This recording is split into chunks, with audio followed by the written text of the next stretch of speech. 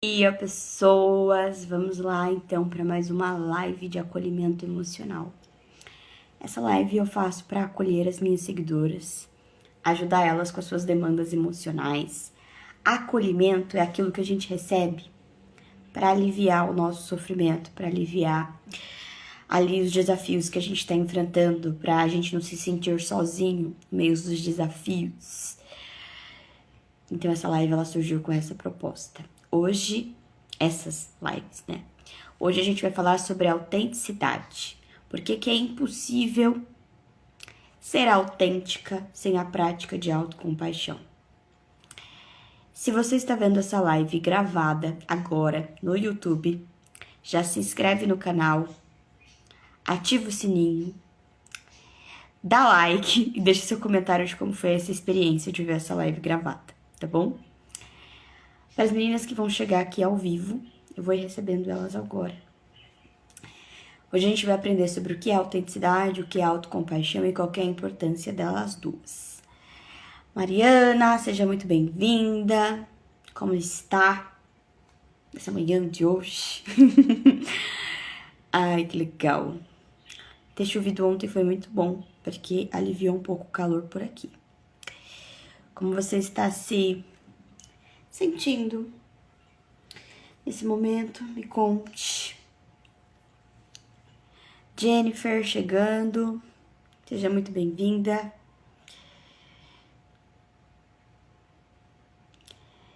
Como você está, Jennifer, hoje? Uma reflexão importante da live de hoje vai ser: será que eu sou autêntica? Vocês se sentem autênticas? É óbvio que não vai ser uma pergunta que vai ter uma resposta imediata para agora, né? Porque exige uma reflexão. Mas é uma pergunta interessante. Será que eu sou autêntica? Eu estou bem também. Tô me sentindo leve hoje, assim, eu acho que feriado, né? Teve uma pausa aí na rotina normal, no meio da semana. Deu pra dar uma descansada legal. Ai, Jennifer, feliz você tá bem. Vamos ter você aqui nas lives quando você pode participar. Deixa eu ver por onde que a gente vai começar.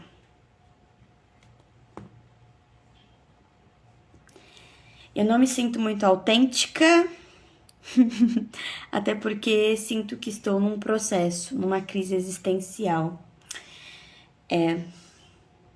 Faz parte da vida. A gente tem algumas fases de crise existencial. Thaís, seja muito bem-vinda. Bem-vinda. Como você tá hoje? Me conte. A crise existencial, ela vem em algumas idades, tá? A gente pode falar mais disso. Já me deu um tema legal de live, deixa eu anotar aqui. Pra mim não esquecer, porque depois eu vou esquecer. Crise existencial. Semana que vem eu quero falar sobre relacionamento, na terça-feira. O que vocês acham?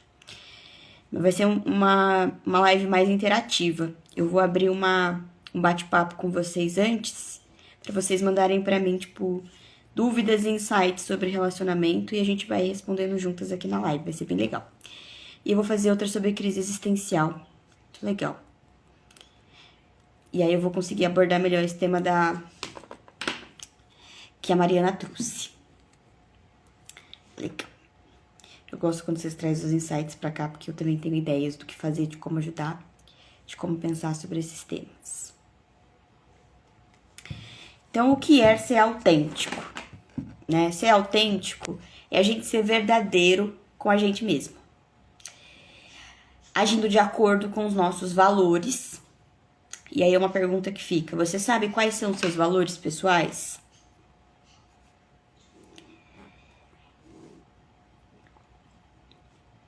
Tem clareza? Sabe o que é importante para você?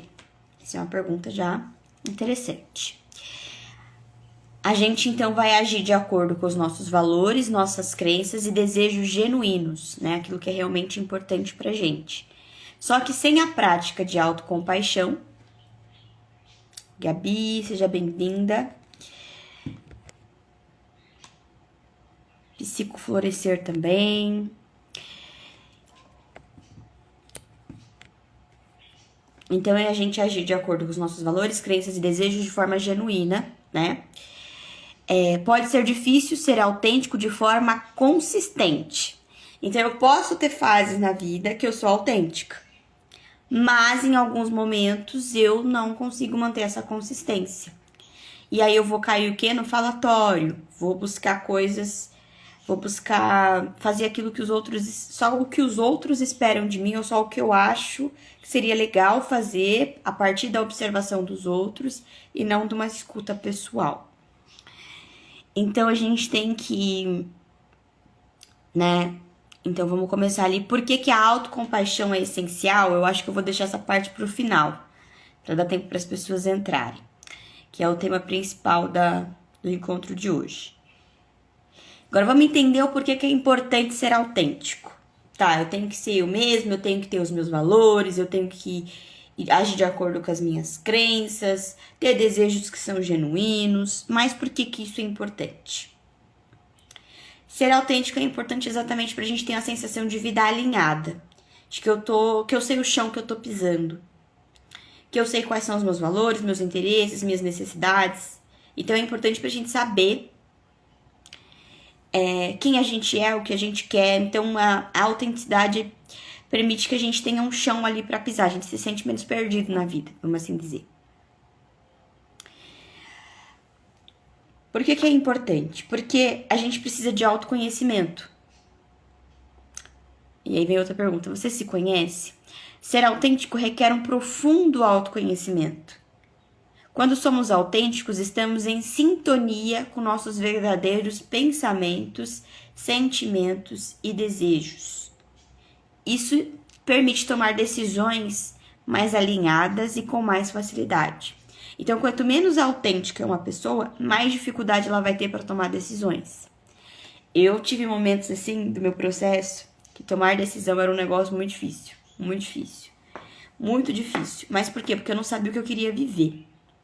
Eu não sei se vocês já viveram fases assim, que você tem que tomar uma decisão, mas você não sabe se toma essa decisão ou não, porque você não tem clareza do que você espera para os próximos anos da sua vida, do que você deseja viver. Outra coisa, sem autenticidade, a gente não consegue viver relacionamentos autênticos e genuínos. Então a gente quem não tem autenticidade tende a construir relacionamentos que não só relacionamento amoroso, relacionamento de uma forma geral, relacionamento às vezes até romântico, que ela vai se pegar pensando, o que eu estou fazendo aqui? O que eu estou fazendo com essa pessoa? Por que eu estou nesse relacionamento? Então, se eu não sou autêntica, eu não me conheço e eu não me permito que os outros me conheçam verdadeiramente. Então, eu tendo a construir relacionamento com pessoas que eu não tenho tanta conexão e que elas podem não ter tanta conexão comigo também. Então, eu tendo a não construir relacionamentos genuínos. E aí vem aquela questão, às vezes eu tenho dificuldade de fazer amizade, eu não consigo me conectar com as pessoas. Mas será que se você se conecta com você mesmo? Como está a sua relação com você? É aí que entra a autocompaixão, porque se eu não tenho uma boa relação comigo mesmo, como que eu vou ter relação boa com os outros? Como que eu vou ser autêntica? Como que eu vou defender meus valores, minhas necessidades, meus limites? Outro ponto importante, a autoaceitação. Letícia, seja bem-vinda. Então, para ser autêntico, a gente precisa se aceitar como se é. E se aceitar como se é, envolve abraçar nossas qualidades, nossos pontos fortes, nossas habilidades, mas também nossos defeitos e nossas dificuldades. Eu achava, não sei vocês, mas eu tinha uma ideia, assim, de que para poder ser aceita, eu tinha que esconder os meus defeitos e tinha que camuflar as minhas emoções desconfortáveis. Então, assim, eu ia pra relação com as pessoas, mas jamais eu deixava demonstrar que eu tava com medo, que eu tava com vergonha, ou que eu tava nervosa, ou que eu tava insegura. isso não poderia transparecer. Eu tinha que parecer ali perfeita. Eu tinha as minhas vulnerabilidades? Tinha. E às vezes, vamos supor, né? A gente não consegue abafar uma emoção o tempo todo. Quando transbordava alguma emoçãozinha minha ali, eu me sentia o cocô do cavalo do bandido. Nossa, fui frágil, fui fraca. Nossa, demonstrei que tô me sentindo desconfortável. Caraca, ficou óbvio que eu fui afetada por aquilo.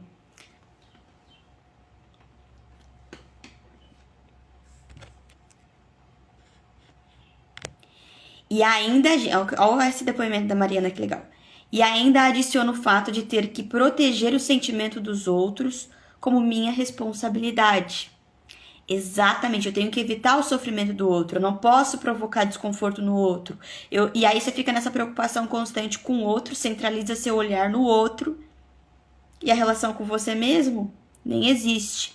Então, ser autêntico envolve essa aceitação da gente abraçar as nossas imperfeições e vulnerabilidades, e aí a gente para de buscar a aprovação dos outros, sai dessa necessidade de aceitação do outro.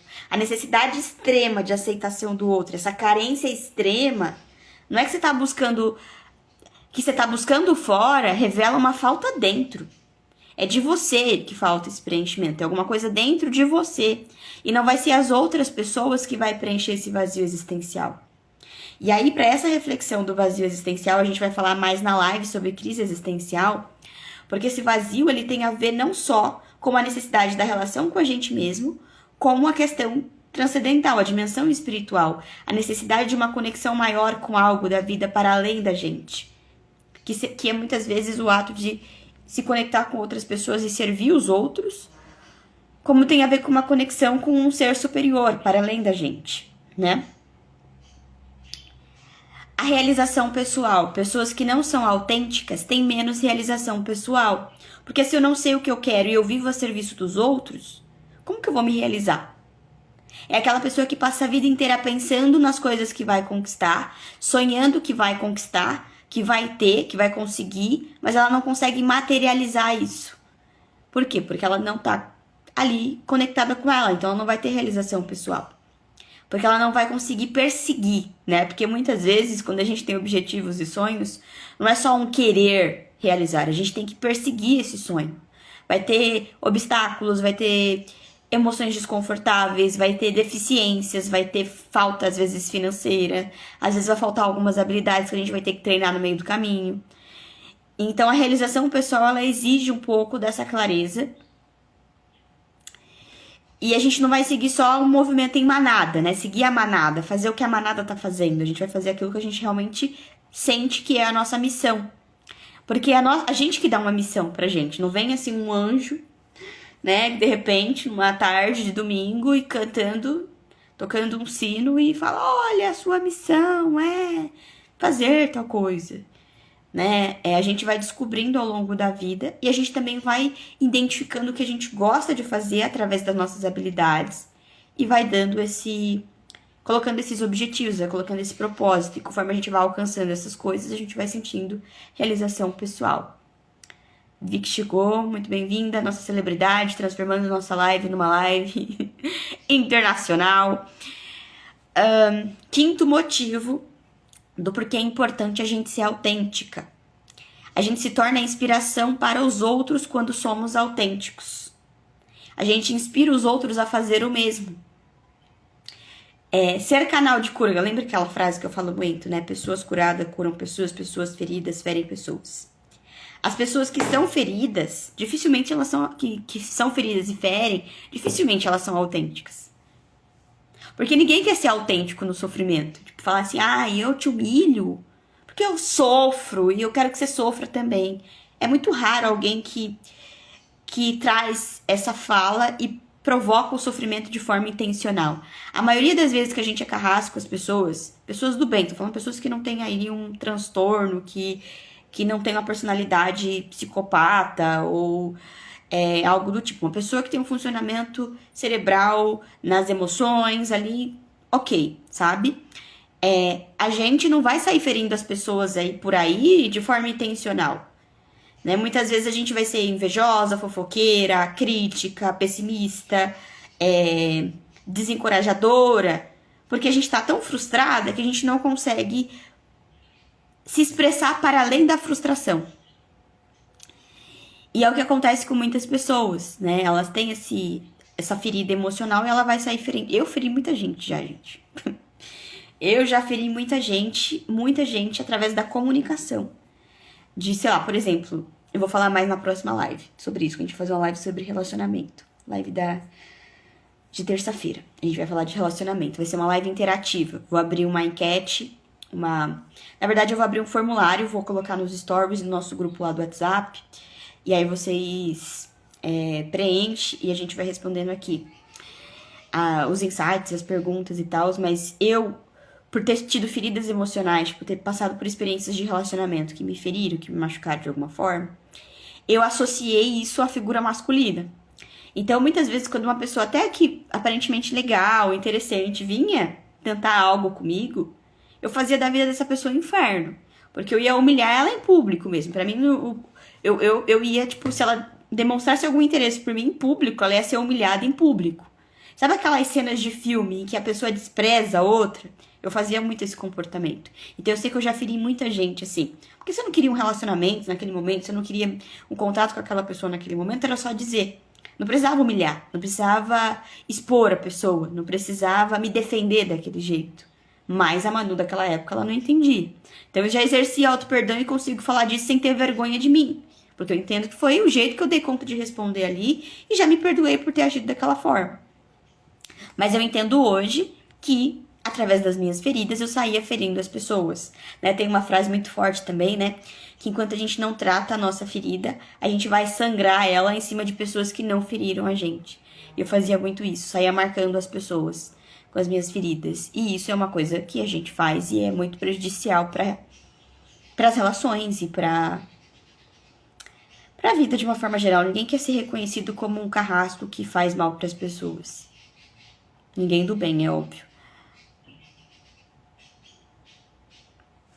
E aí, quando a gente é autêntico, a gente inspira as pessoas a elas também serem autênticas, a ouvirem o chamado delas, porque todos nós temos ali um chamado, um desejo, assim, né? Às vezes é viajar, às vezes é ler mais, às vezes é publicar um livro, às vezes é ter filhos, às vezes é decidir não ter filhos, às vezes é casar, sabe? Então, conforme a gente vai se descobrindo e se tornando autêntico, a gente vai ajudando outras pessoas. Que nem eu decidi fazer um destaque sobre maternidade, porque eu percebi que os meus bloqueios com a maternidade vinha do meu histórico, óbvio. Sempre que a gente tem um bloqueio aí com a maternidade, um medo da maternidade, é óbvio que tem relação com a nossa mãe, como a gente viveu a maternidade ali, ou com aquela pessoa que foi nossa cuidadora, que foi a figura feminina da nossa história.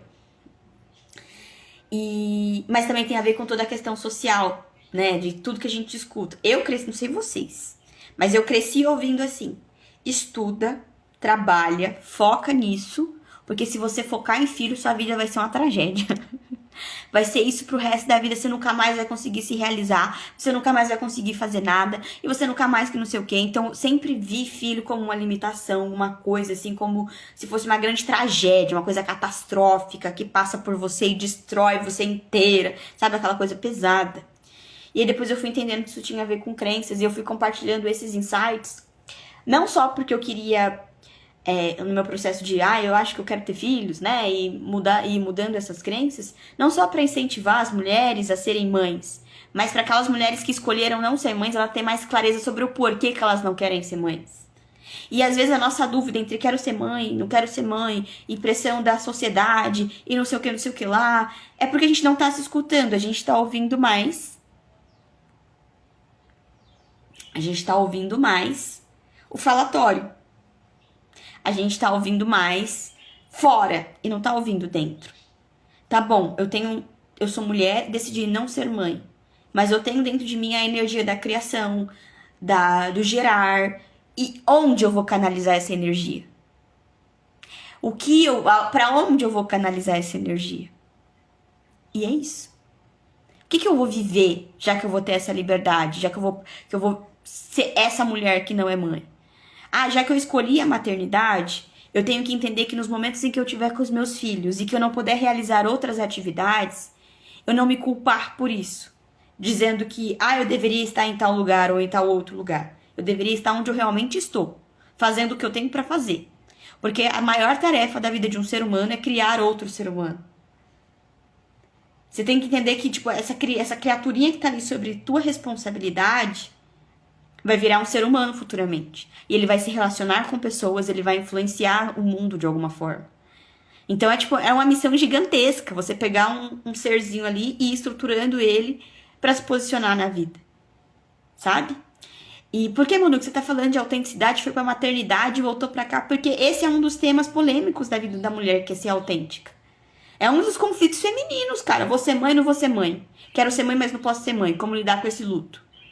Não quero ser mãe, mas sinto uma pressão social por ser mãe. Como lidar com essa pressão? E a gente consegue lidar melhor com isso com autocompaixão e autenticidade. É o que eu sinto, é o que eu percebo através da minha história. E a maternidade também é um dom, não é pra todo mundo. Essa ideia de que não é toda árvore que é frutífera. Tem árvore que vai dar fruto, tem árvore que vai dar flor, e tem árvore que só vai dar sombra. Entende? E a gente tem que entender que isso é um ciclo natural da vida, que não tem que ser tudo igualzinho, que a vida de todo mundo tem que ser igualzinha. A gente trabalha também ao longo da autenticidade. Assim, o meu principal desafio, tá? Pra ser autêntica. A minha meta de cura emocional 2023 era ser autêntica, parar de ouvir o falatório. E porque vou dar um exemplo. Eu postei nos stories hoje um trecho do meu livro do meu caderno de autoconhecimento de 2020, que eu colocava ali o que eu queria trabalhar. Só que aí, por exemplo, para essas lives de acolhimento emocional, acordei com aquele insight ou no ápice da madrugada, que eu sempre tenho ideia de madrugada. Vou fazer lives de acolhimento para minhas seguidoras e vai ser incrível poder acolher elas e se conectar com elas. Aí já veio, como eu não era muito autêntica, já veio o pensamento assim: mas o que você conhece que faz live de acolhimento? Quem você conhece que faz esse tipo de trabalho? E não conhecia ninguém. Aí já veio um pensamento assim: e quem disse que isso vai ser bom? Se ninguém faz, não é algo bom. Não vai ser algo interessante. Isso, eu tô trazendo um exemplo pequeno, tipo das lives de acolhimento. Mas eu usava essa reflexão pra tudo que eu ia fazer. Se não tinha ninguém fazendo é porque não era bom. Eu não acreditava nessa coisa de fazer coisas inusitadas, de fazer coisas que tá mais relacionada com a sua personalidade, com o seu jeito de ser. E ao longo do processo eu fui aprendendo isso. E quanto mais... E assim, gente, o BO de você ficar ouvindo falatório é que você fica batendo a cabeça contra a parede. Porque você começa a fazer as coisas que os outros estão fazendo, mas que não cabem na sua vida. Muitas vezes não cabe no seu orçamento. Muitas vezes não cabe na sua realidade de rotina, de agenda. E aí você vai para um burnout, você vai para sobrecarga. Por quê? Porque você tá ali no falatório. Quantas vezes? Gente, acho que o meu maior erro ao longo do... Assim, vamos pegar o primeiro semestre de 2023. Meu maior erro nesse semestre foi o falatório. Foi ouvir o falatório. Foi tentar me adequar aos que as pessoas falavam que tinha que ser feito. Não ouvi aqui, ó. O que estava sendo dito aqui dentro. De como eu deveria agir, de como eu deveria fazer. O que eu deveria fazer. Sabe? Porque eu concordo que a gente não pode agir só na emoção, porque a gente vai ser impulsivo. Mas não dá pra gente agir só na razão também. A gente tem que dar uma conciliada entre as duas coisas. É escutar a razão, tipo, tem orçamento pra isso? É financeiramente viável? Cabe, né? Não vou me endividar fazendo isso? Segundo ponto. Como que eu me sentiria fazendo isso? Eu vou me sentir realizada? Eu vou me sentir autêntica? Vai de acordo com os meus valores? Eu acho que ouvir a emoção é problemático quando a gente não associa as nossas emoções com os nossos valores. Então o problema não é ouvir a emoção. O problema é ouvir a emoção sem valores, sem clareza de propósito. Então esse é um ponto, tá? Agora vamos lá, vou beber água, enquanto vocês compartilhem aí, me conte aí até aqui, até essa primeira parte. O que foi mais forte, o que fez sentido aí pra vocês, enquanto eu bebo água. E eu vou falar do porquê que só é possível ser autêntica através da autocompaixão.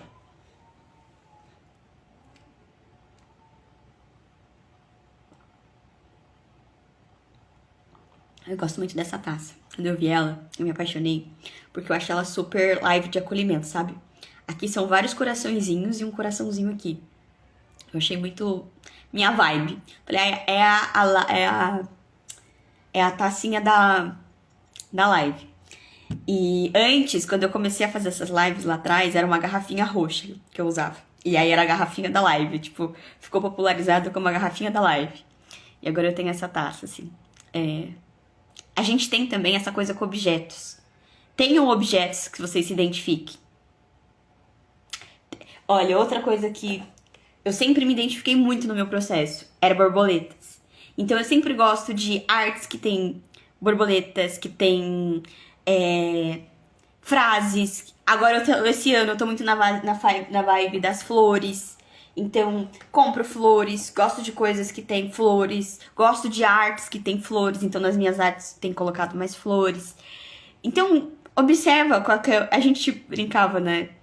Assim, na psicanálise tem um conceito de objeto não vou conseguir falar a palavra. Transizacional, que é um acompanhante de transição. Um exemplo, tá? A criança tem isso muito mais forte. Sabe quando a criança tem aquela cobertinha queridinha dela que acompanha ela a infância inteira? Ou aquele bichinho de pelúcia que acompanha ela a vida inteira e tem um carinho ali? Aquele objeto é um objeto que ajuda ela na transição das fases. Por isso que ela tem um vínculo muito forte com aquele objeto, né? E a gente também tem isso na fase adulta, só que a gente, por conta de viver numa sociedade muito mercadológica, de muita incentivo ao consumo, a gente tá sempre consumindo várias coisas diferentes e a gente tem pouca clareza daqueles objetos que são realmente importantes pra gente, que é o que a gente chama de minhas coisas, tipo, não mexa nas minhas coisas, porque a gente se identifica com aquilo. Então é muito importante a gente ter isso. Eu acho que a próxima live que eu vou fazer também, vou fazer uma live sobre roupa, sabe? Vestimenta. Alguma coisa ligada a isso. Porque quando eu era muito insegura, isso influenciava até na forma como eu me vestia. Depois eu conto detalhes sobre isso. Então vamos lá. Que a Júlia falou. Objetos, símbolos, marcos, memórias, significados, sim. Isso é muito significativo na vida adulta também. Como a gente conversou mais cedo, né, sobre o trecho da Mariana, sobre crise existencial, a crise existencial, ela bate exatamente quando o que eu tô vivendo ali não tá batendo com o que eu gostaria de viver. E aí eu entro nessa crise porque a crise existencial, ela implica uma decisão. E muitas vezes uma decisão que não é fácil. E então esses objetos, essas coisas, elas vão dando uns sinais ali de como a gente se posiciona. E essa reflexão da Júlia também é insight. Um insight, assim, poderoso. A gente abandona algumas coisas por não querer se mostrar vulnerável. Exatamente. Antes eu tinha vergonha de falar que eu tinha um caderno de autoconhecimento. Eu tenho isso desde a adolescência, mas eu jamais falaria isso. Eu escondia.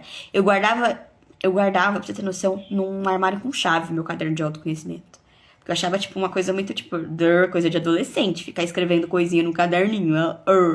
Mas aí a gente vai pegar, tipo, o Diário de Anne Frank. Tipo, é um texto que influenciou, tipo, toda uma geração. A gente consegue ter noção de coisas que aconteceram num período de guerra graças àquele diário.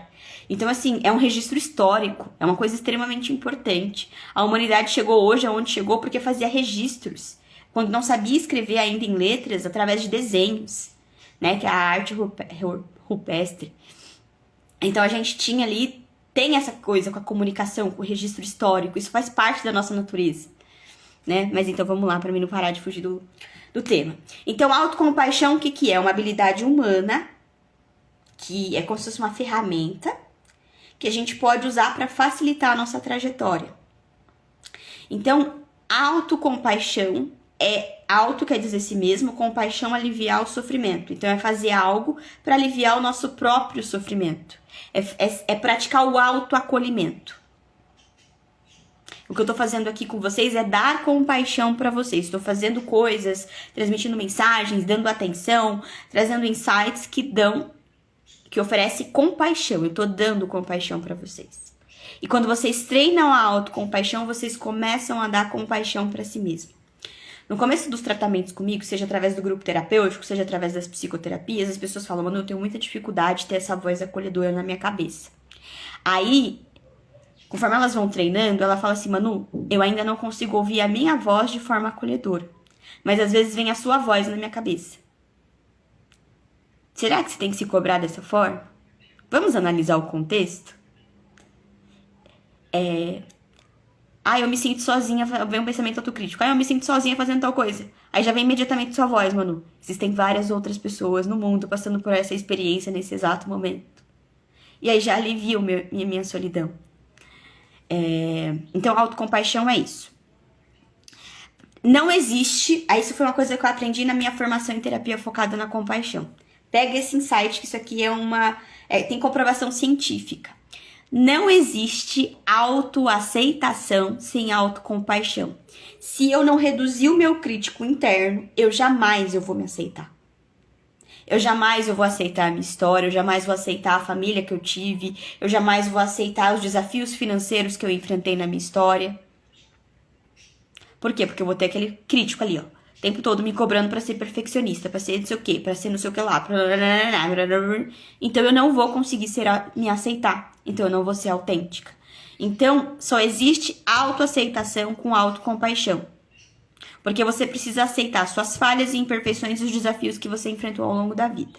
Primeiro ponto do porquê é impossível ser autêntica sem autocompaixão. Porque não dá pra ser autêntica sem se aceitar. A autocompaixão envolve um olhar compassivo para si mesmo. Reconhecendo as nossas emoções. Então, um dos pilares da autocompaixão é o mindfulness, que é a atenção plena. É eu me permitir perceber o que eu tô sentindo.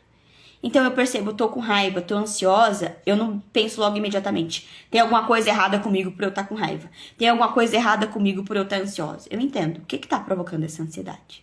O que tá provocando essa raiva? O que ativou meu sistema de alerta?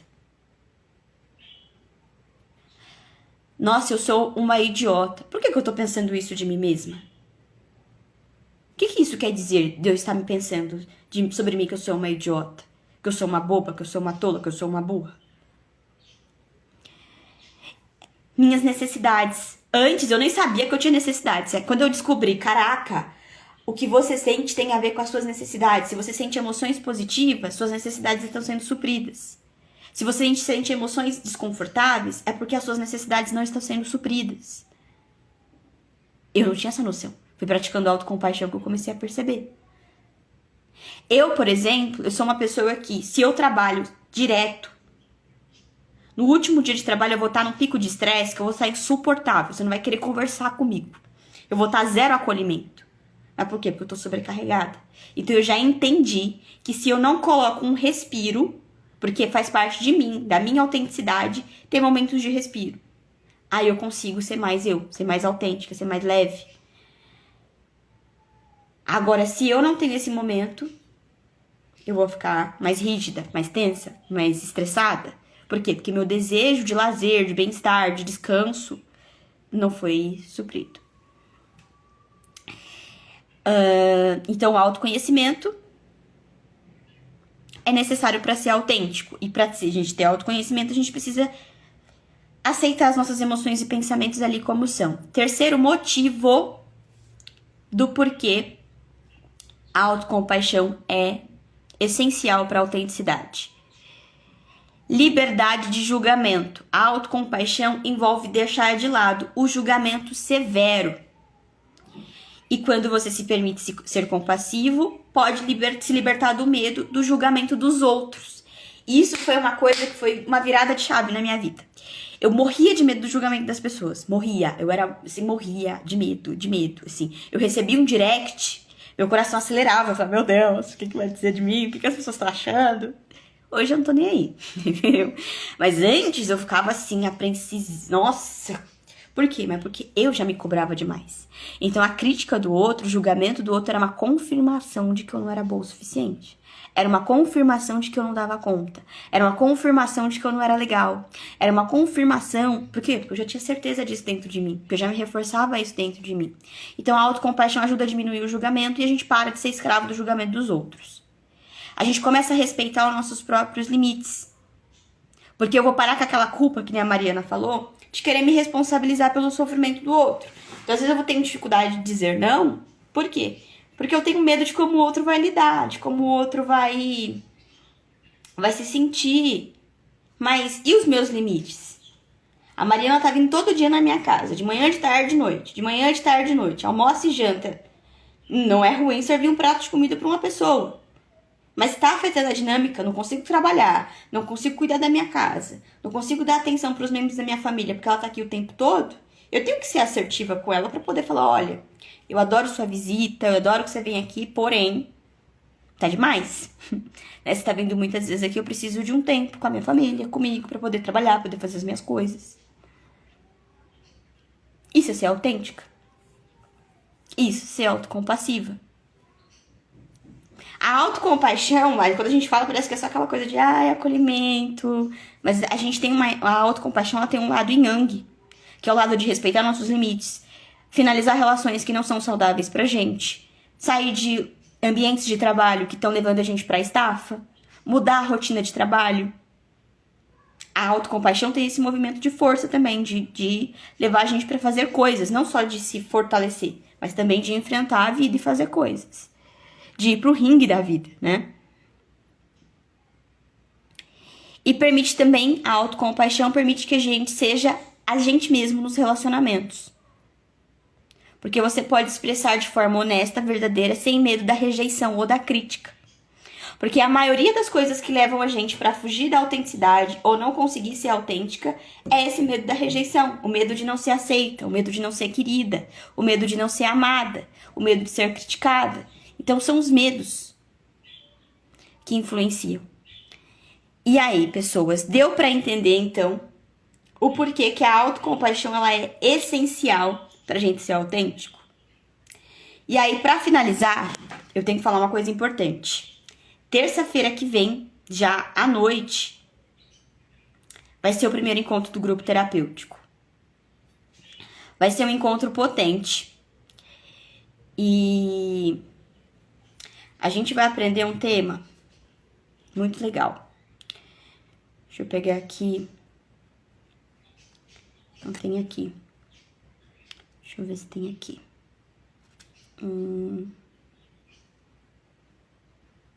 Tem aqui.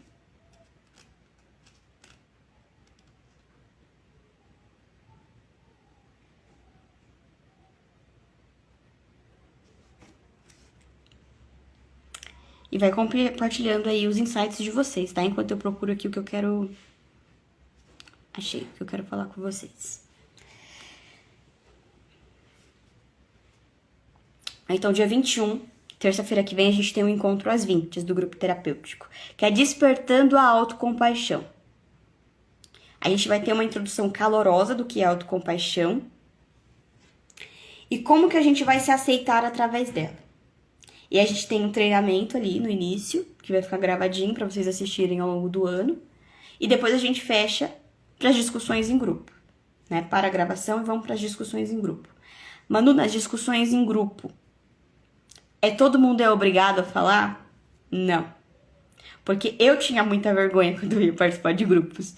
Então, eu entendo que a gente tem que ter esse tempo de respiro, sabe? Participa quem se sente confortável, né? De participar, de ligar a câmera, de falar, Manu, eu quero falar, mas eu não quero ligar a câmera. A gente tem o chat. Então, a gente vai trocando lá. Então, esse encontro vai ser muito potente. E aí, no segundo encontro, a gente já vai aprender os pilares, já vai praticar a autobondade. Então, como acolher suas imperfeições e como se libertar da autocrítica. A gente vai focar muito nisso no segundo encontro. E aí, o terceiro encontro, pra mim, é o mais especial desse grupo, que é o que a gente vai colocar a autocompaixão no dia a dia. Então, a gente vai montar um calendário, assim, pessoal, de práticas de autocompaixão que a gente se identifica e como colocar ela no dia a dia. Então, por exemplo, quem faz atividade física, quem faz caminhada, tem uma prática de autocompaixão específica para esses movimentos. Para quem gosta de escrever, tem uma prática de autocompaixão específica para quem gosta de escrever.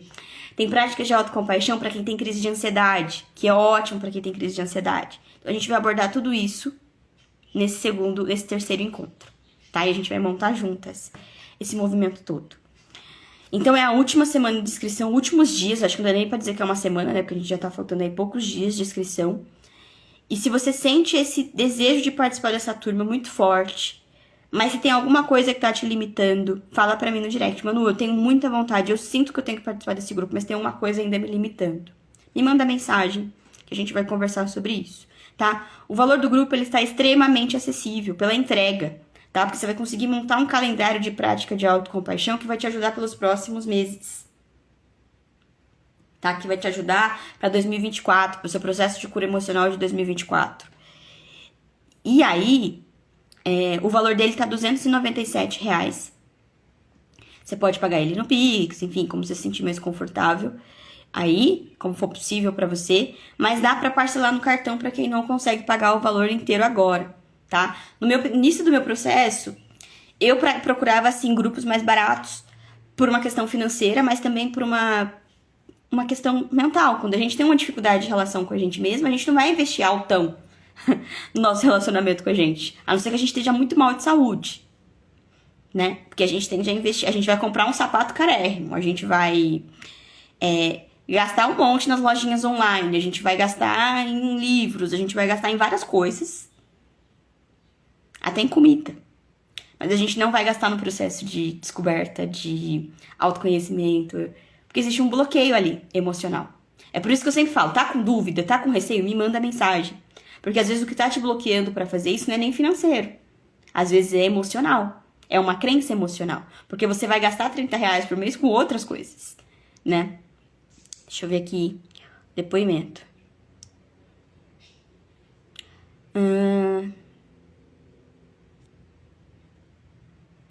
Ser maduro é não ter medo da vulnerabilidade e saber aplicar de forma sábia. Exatamente. Que não é em todos os contextos que cabe a nossa vulnerabilidade. Tem esse filme Castelo de Vidro. Eu preciso assistir ele, sabia? Outra seguidora já me indicou. Só que aí, eu não anoto e eu esqueço. Castelo de Vidro. Vou assistir ele. E depois eu compartilho insights também.